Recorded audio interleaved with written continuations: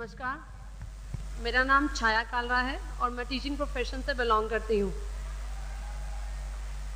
और मेरा एक बहुत प्यारा सा बेटा है, तकरीबन 7.5 साल उसकी उम्र है। और जब से वो पैदा हुआ था उसको बचपन से ही उसको खांसी और जुकाम की बहुत तकलीफ़ रहती थी, जो नॉर्मली हर बच्चे को होती है।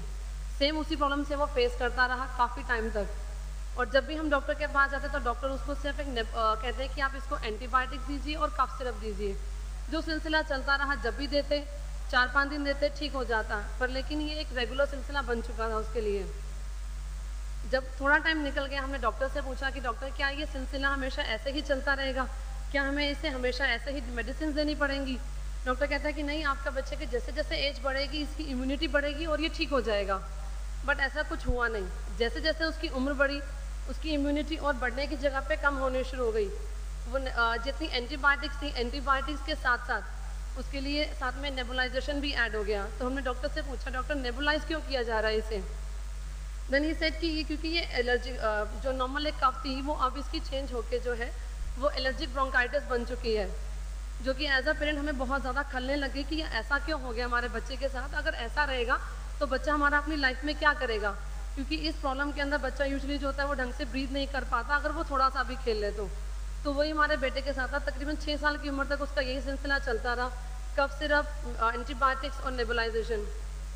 और हमें कहीं ना कहीं ये पता था कि नेबुलाइजेशन का अगर प्रोसेस लंबा रहा तो वो आगे जाके जो है अस्थमा का पेशेंट बन सकता है, जो हमारे लिए बहुत मुश्किल था डाइजेस्ट करना कि हमारा बच्चा इस प्रोसेस से गुजरे।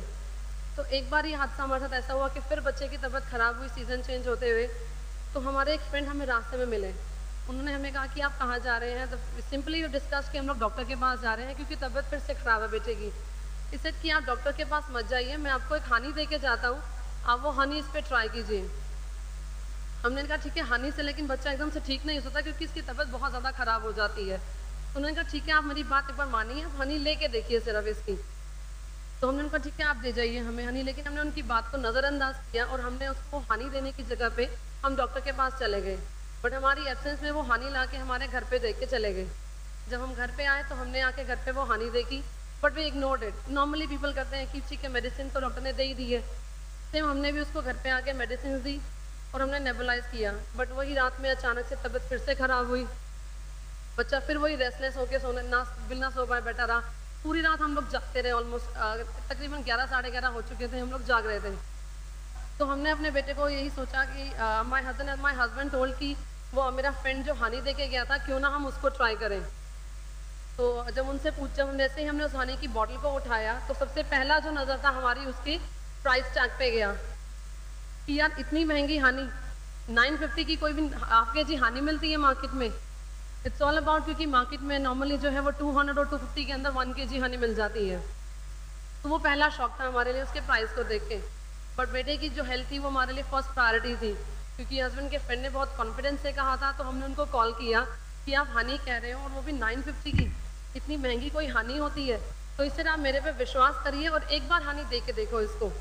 तो हमने वही ट्राई किया। हमने उसको रात को तकरीबन 1 से 1.5 चम्मच हनी ल्यूकवार्म वाटर में उसको मिक्स करके दी। बिलीव नहीं करेंगे दोस्तों, वो मेरे लिए शायद पहली रात थी जब 6 साल के बाद मेरे लिए वो मिराकुलस नाइट थी कि जब मेरा बेटा पहली बार इस हनी को पी के पहली बार ढंग से सोया बिना किसी तकलीफ। एक माँ बाप के लिए शायद वो बहुत सुकून की रात होती है जब उनका बच्चा बहुत आराम से सोता। तो वो हमारे लिए पहली शुरुआत थी।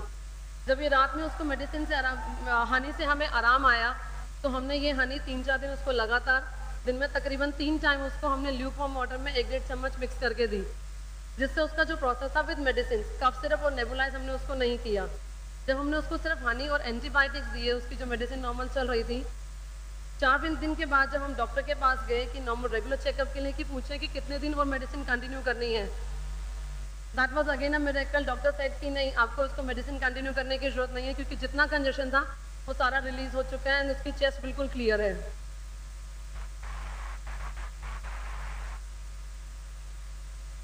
देन मेरे हस्बैंड ने अपने फ्रेंड को कॉल किया कि यार आप जो हनी दे के गए थे आप प्लीज़ आके उसकी पेमेंट ले जाओ, क्योंकि हमारे लिए जो हनी है वो हमारे लिए मेडिसिन से कहीं बढ़ के बन चुकी है, तो आप आके इसके प्लीज़ पैसे ले जाओ। देन वी कॉल्ड हिम कि अगेन भैया जब आए तो कि भैया इसके क्या और प्रोडक्ट्स भी आते हैं मार्केट में? इसे कि आते तो बहुत हैं लेकिन मुझे उनके बारे में इतनी नॉलेज नहीं है, तो मैं आपको इतना गाइड नहीं कर पाऊँगा। तो मैं अपने मेरे एक सीनियर हैं, मैं आपको उनसे इंट्रोड्यूस करा देता हूँ, मिस्टर अनिल जग्गी।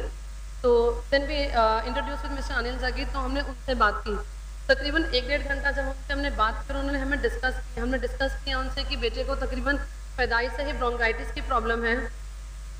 तो उन्होंने कहा कि ठीक है, ऐसी कोई प्रॉब्लम नहीं है। उन्होंने हमें तकरीबन 1.5 घंटा समझाया कि कोई भी तकलीफ जब होती है किसी को, इट्स ऑल बिकॉज क्योंकि इंसान में न्यूट्रिशन की कमी होती है। ये बात हम समझ चुके थे, क्योंकि डॉक्टर्स भी हमें यही कहते थे बार बार कि इसके अंदर इम्यूनिटी वीक तभी होगी जब बच्चे में कोई कमी थी। द सेम जब हमें मिस्टर जग्गी ने समझाया कि उसमें कुछ डिफिशियंसी है, वो डिफिशियंसी जो है वो इन चीज़ों से पूरी हो सकती है, because they are not medicine, they are the diet for him.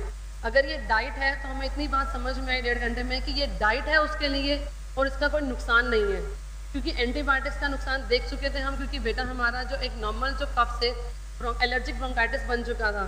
तो हमें इतनी बात समझ में है कि ठीक है, हम इसको ज़रूर देंगे। तो उन्होंने हमें 2-3 चीज़ें रेकमेंड की कि आप इसको bee pollen, bee propolis, honey और नेक्टर आप इसको दीजिए 3-4 महीने। आप फिर उसके बाद देखिए कि इसमें क्या चेंज आते हैं। हमने लगातार 3-4 महीने कंटिन्यू इसको ये प्रोडक्ट्स किए, तीनों चीज़ें, जो with the help of mister Jaggi, जिन्होंने गाइडेंस दी कि कितने कितने टाइम इंटरवल में क्या क्या चीज़ें उसको कैसे देनी है। ये देने के बाद that was the second miracle in my life, कि मेरा बेटा जो कभी खेलता नहीं था ढंग से, वो अपने स्कूल की कंपटीशन के लिए टॉप रैंक में सेलेक्ट होकर चंडीगढ़ गया स्केटिंग कंपटीशन के लिए। And I am very thankful to mister Jaggi, जिन्होंने हमें ये इतने वंडरफुल प्रोडक्ट्स से इंट्रोड्यूस कराया कि इनको कैसे लेना है with the full guidance. Very thankful to him.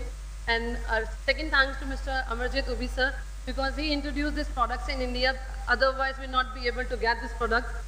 And a big hand for Mr. Rex Noon, because उनकी ये सोच थी कि ऐसे प्रोडक्ट, वंडरफुल प्रोडक्ट दुनिया में होने चाहिए।